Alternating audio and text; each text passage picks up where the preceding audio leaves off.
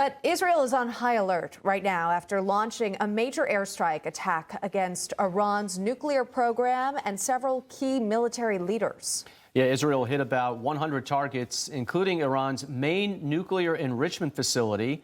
Iranian state media reported the strikes killed 6 nuclear scientists, along with 3 of the nation's top military officials. There they are. Oklahoma Senator Markwayne Mullin joins us right now. So, Senator, good to have you. What was your first reaction when this happened, and what do you think is the next step here? Well, it was expected, to be quite honest with you. Remember, April 12th, President Trump said he had 60 days, the Iranian regime had 60 days to negotiate the end of their nuclear program. Today's 61, yesterday was 60. My point is that it's President Trump doesn't bluff. Neither do the Israelis, and no one's better at this than the Israelis as far as knowing intimate details of what their nuclear program was looking like and how close they were to actually having the enrichment levels to be able to build a nuclear weapon. At the end of the day, we made it very clear, President Trump made it very clear, we will not in any way allow the #1 sponsor of terror, of war, or the world terror programs, which is the Iranians, to have a nuclear weapon in any way. Period. That was a full stop. At the same time, President Trump said we would love to have diplomacy with you. We'll even negotiate trade. And the Iranians chose tough talks and walked away from the table, and this is the result of it. Yeah. The president, by the way, he's on Truth Social all the time, so he really does share insight as to what he's thinking with the American public.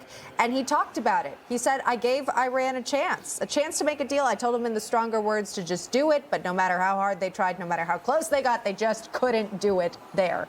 So, yeah, you got to expect this is going to happen next. Go ahead, Senator. Yeah, and Emma, I spoke to President Trump this morning, and he made it very clear that we didn't participate in this. Right. We were aware that Israel was moving forward with it. He made it very clear that the Iranian regime is severely crippled. However, if they try to respond, if they try to retaliate, especially towards any of our assets, our interest, or our people in that region, we will respond with full force. And I get there's people talking about, forever war. That's not who President Trump is. President Trump will have a clear idea of what victory looks like before we start, and what that would be is completely eliminating their ability to have nuclear weapons, and then we would pull back out. They do not want to fight with us, but it's that Truth Social post that you said, he made it very clear, we gave you an opportunity, now you've been punched in the face, we will still give you an opportunity to still talk if you choose to. So what if they punch back hard, Israel's face, and maybe even collateral damage by the U.S.? What happens in this next stage, and where does it go with the U.S. response, if any? Well, Rob, I think they're very weak on being able to do that. I want you to keep in mind the last time they committed ground troops was into Iraq, and that ended horrible for them.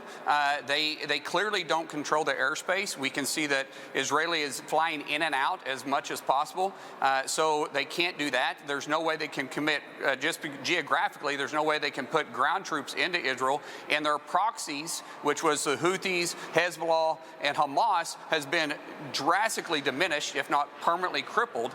So covert will be their opportunity, and they probably will. They probably have some ability within Israel, and I think the IDF has made that very clear, and I think Bibi made that very clear by keeping the schools shut down today, basically shutting down Israel and closing down the airspace. That is their biggest fear. But to have a full-scale war, Iranians can't do that. They don't have the ability to do that. They can talk tough, but they don't have the ability to back it up. Yeah.